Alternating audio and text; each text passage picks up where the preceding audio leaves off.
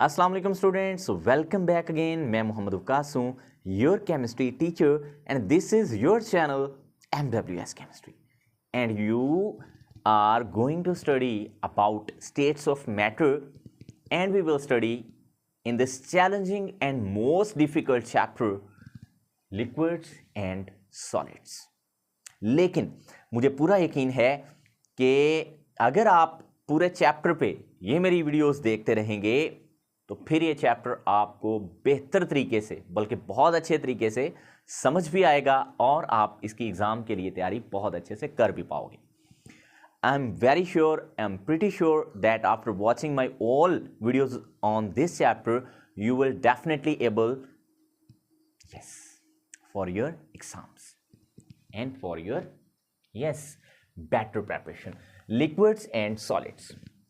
इसमें सबसे पहले हमारा जो पोर्शन है इस चैप्टर का वो है लिक्विड्स।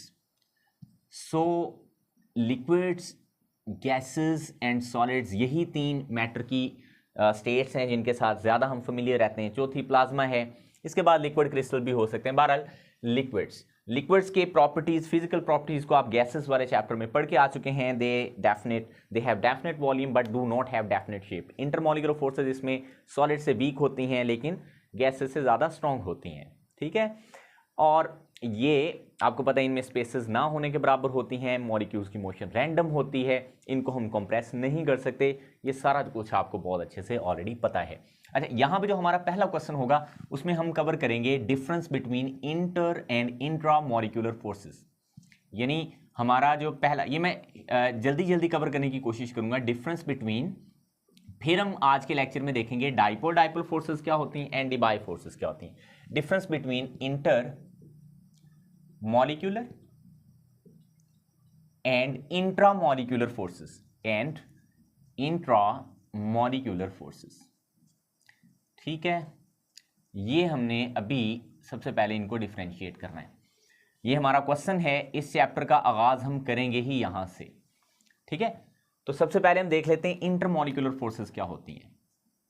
चलिए पहले इंट्रामॉलिक्यूलर बता देता हूं। इंट्रामॉलिक्यूलर फोर्सेस, जो इंट्रामॉलिक्यूलर फोर्सेस है ना स्टूडेंट्स, ये एटम्स के दरमियान होती हैं। वो एटम्स मॉलिक्यूल के अंदर भी हो सकते हैं, वो एटम कंपाउंड के अंदर भी हो सकते हैं, ठीक है।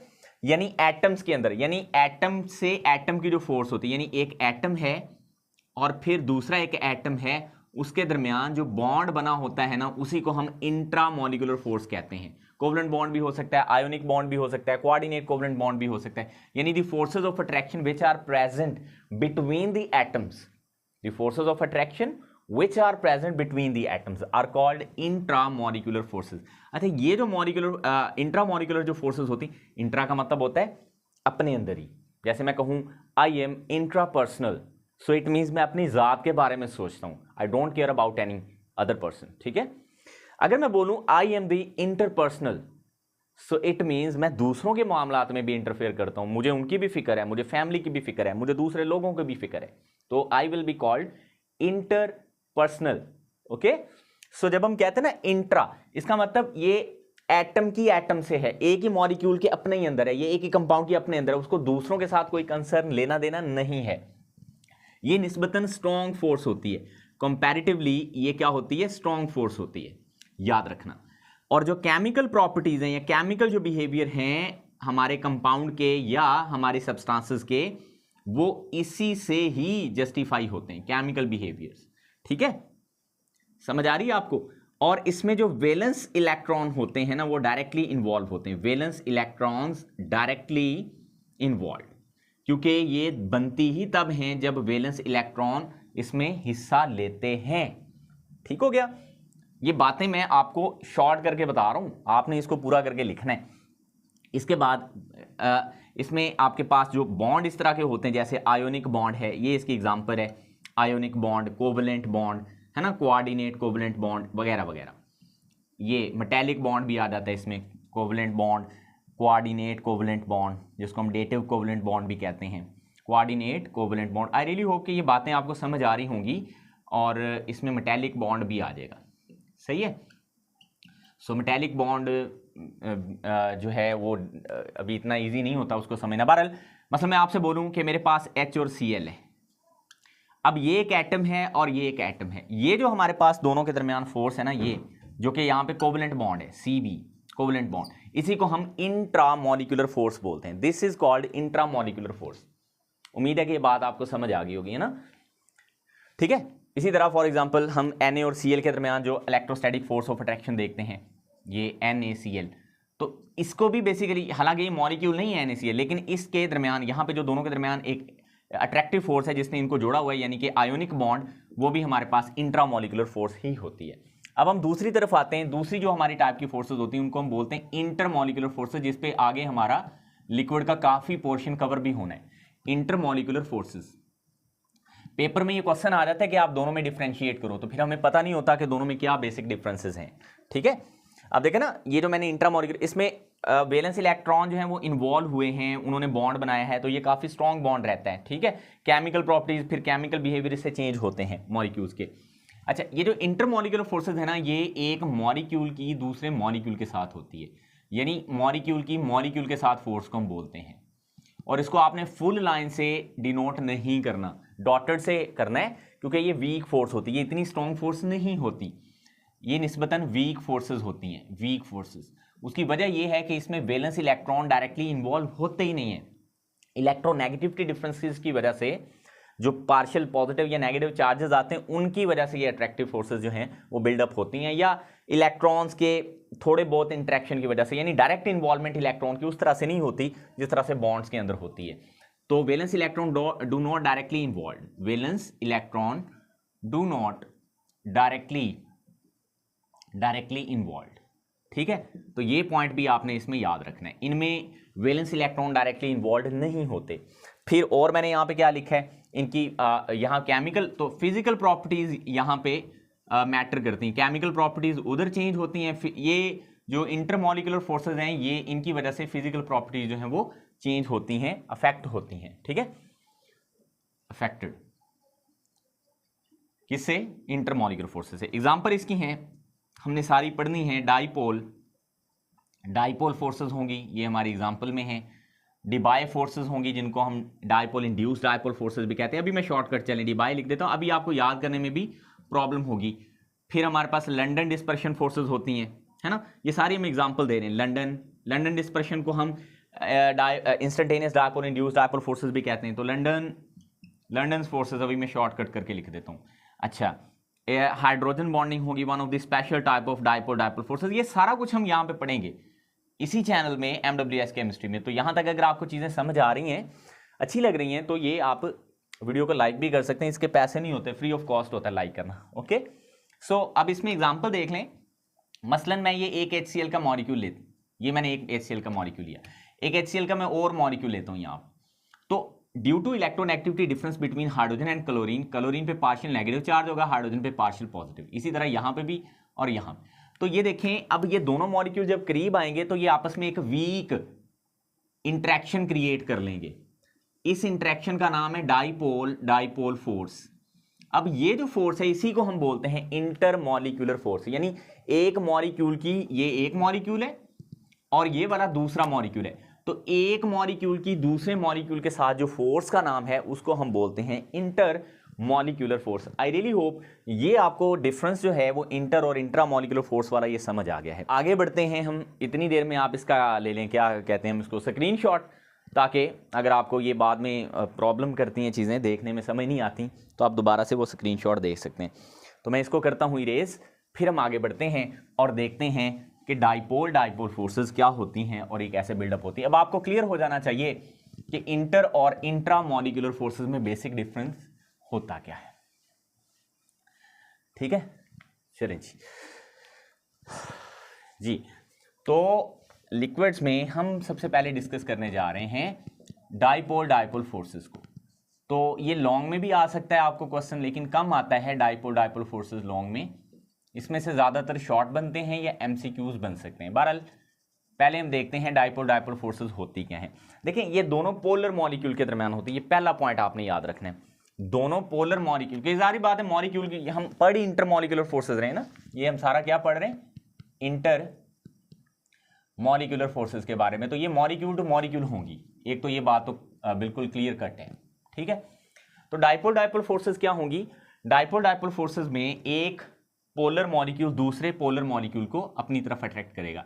तो ये पोलर मॉलिक्यूल की एक बात, पोलर मॉलिक्यूल, और दूसरा भी इसमें पोलर मॉलिक्यूल ही होगा, इसलिए हम इसको डाइपोल। जो पोलर मॉलिक्यूल होता है ना, उसके दो पोल्स होते हैं। लाइक अगर मैं HCl की बात करूं, HCl, अब इसमें दो पोल्स हैं, एक पार्शियल पॉजिटिव और एक partial negative, that is why it is called a dipole. इसी तरह मैं एक और पोलर मॉलिक्यूल, वो भी HCl ही ले लेता हूं, तो इसमें भी दो पोल हैं। तो इसलिए इस फोर्स को जो इन दो डाइपोल्स के दरमियान क्रिएट होगी, हम बोलेंगे डाइपोल डाइपोल फोर्सेस या फोर्स। ये सिर्फ दो के दरमियान नहीं होगी, ऐसे बहुत सारे मॉलिक्यूल्स हो सकते हैं। मैं 3 बना देता हूं, 4 बना सकते हो आप, ठीक है। तो ये इस तरह से। अब आप इसको डिफाइन कैसे करोगे? आप उसको बताओगे when partial positive end of one polar molecule attracts the partial negative end of another polar molecule, then these forces are called dipole dipole forces. सही है। सो ये वाली जो फोर्सेस हैं, दीज आर कॉल्ड DDF, यानी dipole dipole, मैंने short form लिखी है, डाइपोल डाइपोल फोर्सेस, ठीक है। दोबारा से, व्हेन वन पोलर मॉलिक्यूल, या ऐसे लिख लें, when partial positive end of one polar molecule attract the partial negative end of other polar molecule, then such forces of attraction which are intermolecular forces actually are called dipole dipole forces. Okay, अच्छा मुझे बताएं ये वाला कौन सा bond है? Sir ये covalent bond है, शाबाश।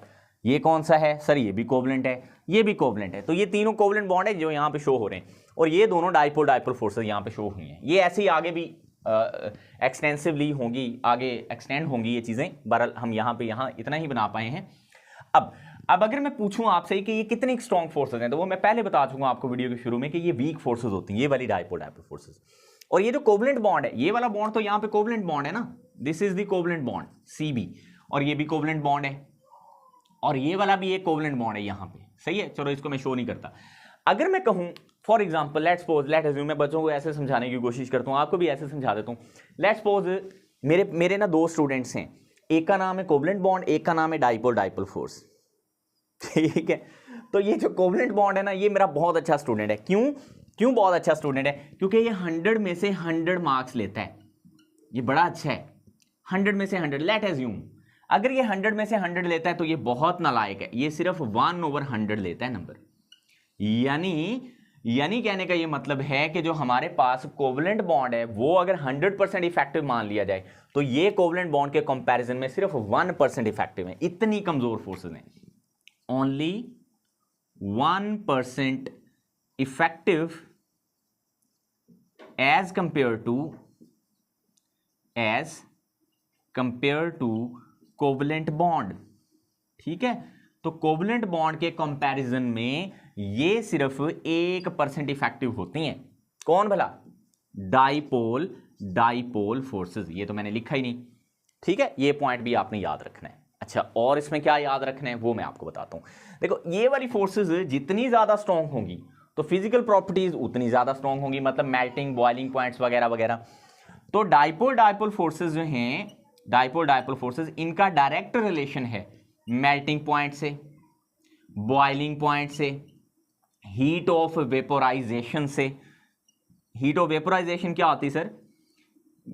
ये होती है जब हम किसी लिक्विड को वेपोराइज करते हैं या बॉयल करते हैं या उसको हीट करके उसके वेपर्स बनाते हैं वगैरह वगैरह। ये सारी चीजें जो हैं वो डायरेक्टली प्रोपोर्शनल होंगी डाइपोल डाइपोल फोर्सेस के। मतलब क्या है? मतलब ये है, अगर डाइपोल डाइपोल फोर्सेस स्ट्रांग होंगी, क्योंकि इनका भी आपस में कंपैरिजन है, 1% इफेक्टिव तो एक हमने जनरलाइज कर दिया ना कंपेयर टू कोवलेंट बॉन्ड, वो तो हमें पता चल गया। अब सारी डाइपोल डाइपोल फोर्सेस एक जैसी नहीं होती। यहाँ पे जिन मॉलिक्यूल्स के अंदर ज्यादा स्ट्रॉन्ग डाइपोल फोर्सेस होंगी कंपैरेटिवली, उनके मेल्टिंग बॉइलिंग पॉइंट ज्यादा होंगे, उनके वेपोराइजेशन की हीट, वो सारे जो उनकी थर्मोडायनेमिक प्रॉपर्टीज हैं, उनकी सॉल्युबिलिटी वगैरह को वो उस तरह से इफेक्ट करेंगी। अच्छा, अगर डाइपोल डाइपोल फोर्सेस वीक होंगी तो डेफिनेटली मेल्टिंग बॉइलिंग पॉइंट्स कम होंगे, तो ये डायरेक्टली इफेक्ट करती हैं जाकर किनको? फिजिकल प्रॉपर्टीज को। अब आगे एक चीज और बताता हूं, एक एग्जांपल और ले लेते हैं। आपकी बुक में क्लोरोफॉर्म की एग्जांपल है। क्लोरोफॉर्म में उसने जो है क्या शो की हैं? यस, उसने डाइपोल डाइपोल फोर्सेस शो की हैं। डाइपोल डाइपोल फोर्सेस सिर्फ क्लोरोफॉर्म में नहीं होती, dipole dipole forces HBr HI इनमें भी होती हैं, ठीक है। और हमारे पास बहुत सारे ऐसे मॉलिक्यूल्स हैं जो पोलर होते हैं, लाइक H2S है, उसमें भी डाइपोल डाइपोल फोर्सेस होती हैं। यानी जहां पे पोलर मॉलिक्यूल्स होते हैं वहां पे डाइपोल डाइपोल फोर्सेस होती हैं, या हाइड्रोजन बॉन्डिंग अभी हम यहां पे डिस्कस नहीं कर रहे, ठीक है। अभी हम सिर्फ डाइपोल डाइपोल फोर्सेस को देख रहे हैं। क्लोरोफॉर्म का जो फॉर्मूला होता है ना वो होता है CH Cl3, this is called chloroform. ये एनेस्थीसिया के तौर पर भी इस्तेमाल की जाती है, यानी बेहोशी के लिए, ठीक है। तो बहरहाल इस क्लोरोफॉर्म को अगर हम बनाएं तो ये यूं बनेगी इस तरह से, CH Cl3 जो है हमारे पास, यहाँ पे क्लोरीन होगी, यहाँ पे भी होगी, यहाँ पे भी होगी, और यहाँ पे हाइड्रोजन है, ऐसे यहाँ पे Cl, ये Cl और ये Cl और यहाँ पे H, ऐसे बना लें इसको। तो ये भी क्लोरोफॉर्म का मॉलिक्यूल है। तो ये पार्शियल पॉजिटिव है और ये वाला पार्शियल नेगेटिव। तो इनके दरमियान भी कौन सी फोर्स होगी? डाइपोल फोर्स ही होगी। तो क्लोरोफॉर्म के मॉलिक्यूल जो होते हैं उनके अंदर भी क्या फोर्सेस पाई जाती हैं? ऑफकोर्स डाइपोल फोर्सेस यहाँ पे भी पाई जाती हैं। तो ये मैंने बना दी है। यहाँ तक उम्मीद है कि आपको चीज़ें क्लियर होंगी। जो आपकी बुक के डाटा के अकॉर्डिंग है वो मैं सारा बना रहा हूँ। HI के दरमियान भी अगर आप बनाना चाहते हैं, HBr के दरमियान, तो ये HBr के दरमियान भी हो सकती है, ये HBr नेगेटिव, ये पॉजिटिव, एग्जाम्पल और भी बहुत सारी बन सकती हैं, ठीक है। तो ये हमारे पास होगी। इसी तरह एक और मॉलिक्यूल बनाना है तो बना लें HBr का, ये लें, ठीक है। तो यहाँ पर भी डाइपोल फोर्सेज ही हैं। उम्मीद है कि ये चीज़ें आपको समझ आ रही हैं कि डाइपोल फोर्सेज कहते किनको हैं, ठीक है। ये पॉइंट भी आपको समझ आ गया, ये भी आ गया, ये भी समझ आ गया, और ये एग्जाम्पल्स भी। अब हम आगे बढ़ते हैं। कुछ एक पॉइंट को और मैं यहाँ पे डिस्कस करना चाहूँगा। अगर हम टेम्परेचर बढ़ा दें तो ये डाइपोल फोर्सेस कमज़ोर पड़ जाती हैं। मसलन फॉर एग्जांपल अगर आप, हमारे पास HCl है, मैं इसको हीट करना शुरू करूँ तो ये टूटना शुरू हो जाएंगी। डाइपोल फोर्सेस जो हैं वो टेम्परेचर के इन्वर्सली इनकी स्ट्रेंथ जो है वो रिलेट करती है। अगर हमारे किसी सब्सटेंस के टेम्परेचर को हम राइज करेंगे तो डाइपोल फोर्सेस की स्ट्रेंथ जो होगी या उनकी जो पकड़ होगी वो कमज़ोर हो जाएगी, ठीक है। तो ये पॉइंट भी आपने याद रखना है। डाइपोल फोर्सेस का टेम्परेचर के साथ इनवर्स रिलेशन होता है। जितना हम टेम्परेचर ज़्यादा करेंगे ये वीक हो जाएंगी, और जितना हम कम करेंगे ये स्ट्रॉन्ग हो सकती हैं, ठीक है। तो ये आपने एक रिलेशनशिप यहाँ पे याद रखना है। इसके बाद जो इसमें आखिरी चीज़ आप लिख सकते हो वो ये है ओरिएंटेशन। जितने मॉलिक्यूल ज़्यादा ओरिएंटेड होंगे, अगर ओरिएंटेशन क्या होती है सर, हमें बताएं ये थोड़ा सा। जितने मॉलिक्यूल्स के अंदर ओरिएंटेशन ज़्यादा अच्छी होगी, बेटर ओरिएंटेशन होगी, उतनी डाइपोल फोर्सेस स्ट्रॉन्ग होंगी, ठीक है। उतनी डाइपोल फोर्सेस स्ट्रॉन्ग होंगी। और अगर ओरिएंटेशन वीक होगी तो डाइपोल फोर्सेस भी वीक होंगी। अब ओरिएंटेशन क्या होती है? मसलन मैं आपसे बोलूं कि यहाँ HCl के साथ अच्छा वो इंटरेक्शन कब होगी? जब H पॉजिटिव के सामने Cl नेगेटिव आएगा, तो ओरिएंटेशन प्रॉपर है। अगर Cl के सामने Cl आएगा तो रिपेल करेंगे, वो अट्रैक्ट नहीं करेंगे। तो यहाँ तक मेरा ख्याल है आपको क्लियर है चीज़ें। इसको अगर आप स्क्रीनशॉट में लेना चाहते हैं तो ले लें, ठीक है जी। अब हम आगे बढ़ते हैं। इसमें अब हमने डिस्कस करना है डिबाई फोर्सेस को। डिबाई फोर्सेस को हम डाइपोल इंड्यूस्ड डाइपोल फोर्सेस भी कहते हैं। देखें यहाँ तक तो हमें बात बड़ी क्लियर और वाज़ेह समझ आ गई कि अगर दोनों मॉलिक्यूल पोलर हैं तो एक मॉलिक्यूल का पार्शियल पॉजिटिव एंड और दूसरे का पार्शियल नेगेटिव एंड अट्रैक्ट करेंगे और फोर्स क्रिएट हो जाएगी, जिसको हम डाइपोल फोर्स बोलेंगे। लेकिन अगर हमारे पास ऐसे हो कि एक मॉलिक्यूल पोलर हो, डाइपोल इंड्यूस्ड डाइपोल फोर्सेस, हाँ ना, हाँ, डाइपोल इंड्यूस्ड डाइपोल फोर्सेस, इनको डिबाई ने डिस्कवर किया था। डिबाई वाज द साइंटिस्ट, तो that is why these are also called Debye's forces, ठीक है। अब बात बड़ी वाज़ेह है। फॉर एग्जांपल मैं आपसे बोलूं कि पानी के अंदर ऑक्सीजन हल हो जाती है। अभी तो आपको ये भी नहीं शायद पता हो कि पानी पोलर मॉलिक्यूल होता है, H2O में डाइपोल होता है, तो ये पोलर है, और जो हमारे पास ऑक्सीजन है ये नॉन पोलर होती है, ये याद रखना। लेकिन थोड़ी सी ऑक्सीजन जो है वो डिसॉल्व हो जाती है वाटर के अंदर। हालांकि हमने ये रूल पढ़ा है कि लाइक डिसॉल्व लाइक, एक जैसों को हल करते हैं। तो अगर ये पोलर है तो ऑक्सीजन नॉन पोलर है, तो ये दोनों को हल नहीं होना चाहिए, लेकिन ये हो जाती हैं। इसी तरह एक और एग्जांपल देता हूँ। हमारे पास अगर नियॉन हो तो ये HCl में डिसॉल्व हो जाती है। हालांकि देखें, एक तरफ ये मैंने पोलर बनाए हैं और दूसरी तरफ मैंने नॉन पोलर बनाए हैं, है ना। तो ये जो पोलर है पानी और ऑक्सीजन, ये क्यों आपस में हल हो जाते हैं? नियॉन जो कि नॉन पोलर है और हाइड्रोक्लोरिक एसिड जो कि पोलर है, ये आपस में क्यों हल हो जाते हैं? हालांकि प्रिंसिपल तो ये है लाइक डिसॉल्व लाइक। तो ये लाइक आप भी लाइक कर दें, तो लाइक डिसॉल्व लाइक वाला प्रिंसिपल यहां पे फॉलो नहीं हो रहा। तो इस चीज को इलैबोरेट किया डिबाई ने। वो कहता है, क्या कहता है? वो कहता है जब एक polar molecule non polar molecule के करीब आता है, देखें जो पोलर मॉलिक्यूल होता है ना, वो थोड़ा सा इस तरह बिगड़ा हुआ होता है।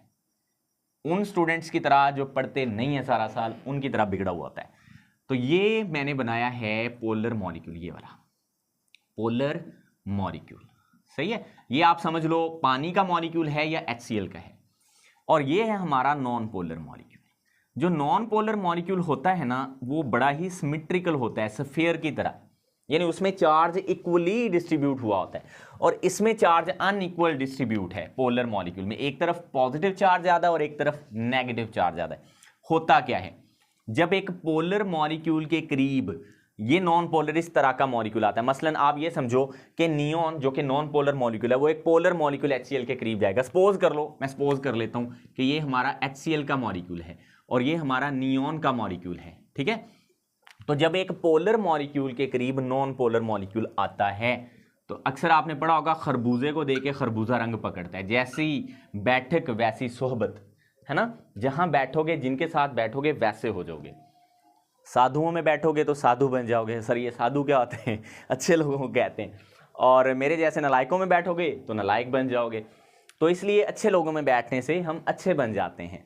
पढ़ने वाले स्टूडेंट्स के साथ बेंचिंग अगर आप करते हो, उनके साथ आपकी सिटिंग है, तो अल्टीमेटली वो आपको उसकी तरफ राग़िब करेंगे। और अगर मेरे जैसे नालायक स्टूडेंट्स के साथ बैक बेंचेस बनोगे तो then you will ultimately fail at the last.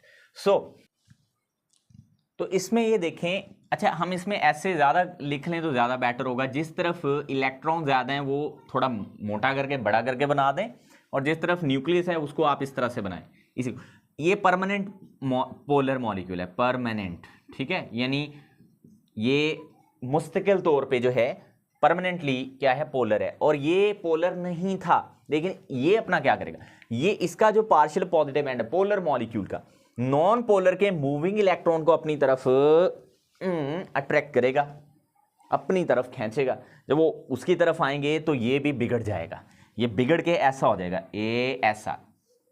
इसके इलेक्ट्रॉन जो हैं वो किसकी तरफ चले जाएंगे, पोलर मॉलिक्यूल की तरफ खींचे चले जाएंगे, क्योंकि इसका न्यूक्लियस उसको खींचेगा। तो ये तो पहले ही ऐसे था, चिब्बा सा, सही है, ये इस तरह का था। तो ये पार्शियल पॉजिटिव और ये पार्शियल नेगेटिव। तो अब ये क्या करेंगे, ये बना है इंड्यूस्ड डायपोल। इंड्यूस का मतलब होता है जो चीज इंडक्ट की जाए, इसके अंदर लाई जाए, इंड्यूस्ड डायपोल। और ये परमानेंट डायपोल था, यानी ये डायपोल था, सही है। तो अब इनके दरमियान ये एक फोर्स डेवलप होगी, इसकी हम बोलेंगे डायपोल इंड्यूस डायपोल फोर्स, ठीक है, डायपोल इंड्यूस्ड डायपोल फोर्स। और ये फोर्सेस कमजोर होंगी पहले वाली डायपोल फोर्सेस से भी। क्यों? क्योंकि उसमें दोनों ही पोलर मॉलिक्यूल थे, इसमें एक पोलर है और एक नॉन पोलर है। तो ये आपको पता होना चाहिए। हम इसको यूं डिफाइन करेंगे, the forces of attraction which are present between permanent dipole and induced dipole are known as dipole, induced dipole और डिबाई फोर्सेस। या हम ये भी कह सकते हैं, when a polar molecule come close to the non-polar molecule, then the partial positive end of the polar molecule attracts the moving electron of non-polar molecule. Then such forces which are developed between one permanent dipole and the other induced dipole is known as dipole induced dipole force. And these forces are weaker than dipole forces because in dipole forces both the molecule are polar. हम पढ़ चुके हैं दोनों molecule polar होते हैं, दोनों polar हैं। लेकिन यहां पे क्या है, एक मॉलिक्यूल पोलर है और एक नॉन पोलर है, तो ये उतनी इफेक्टिव नहीं होंगी जितनी डायपोल फोर्सेस थी। हालांकि वो भी कोवलेंट बॉन्ड के कंपैरिजन में सिर्फ 1% इफेक्टिव थी, तो ये उससे भी कम इफेक्टिव होंगी, ठीक है। आई रियली होप कि ये सारी वीडियो में आपको तीनों चीजें, इंटर और इंट्रा मॉलिक्यूलर फोर्सेस का डिफरेंस और dipole forces and then last पे डायपोल इंड्यूस्ड डायपोल फोर्सेस वाला कॉन्सेप्ट समझ आया होगा। मैं हल्का हल्का मुस्कुरा इसलिए रहा हूं क्योंकि साथ मेरे जो है वो छोटे भतीजे की रोने की आवाज़ आपको आ रही होगी। तो बहरहाल आप इसको लाइक कर दें वीडियो को, और अगर आपको अच्छी लगी है तो शेयर कर दें। और अगर आपको इस पे और वीडियोस चाहिए तो मुझे कमेंट्स करके ज़रूर बताया करें कि सर हमें चाहिए। हो सकता है जब आप कमेंट करें तब तक मैं वीडियो बना चुका हूं, लेकिन अभी ये पहली वीडियो है, तो मुझे अगर आप बताएंगे कि हमें अगली वीडियो भी चाहिए तो डेफिनेटली अगली वीडियो ज़रूर आएगी। तब तक के लिए टाटा बाय बाय।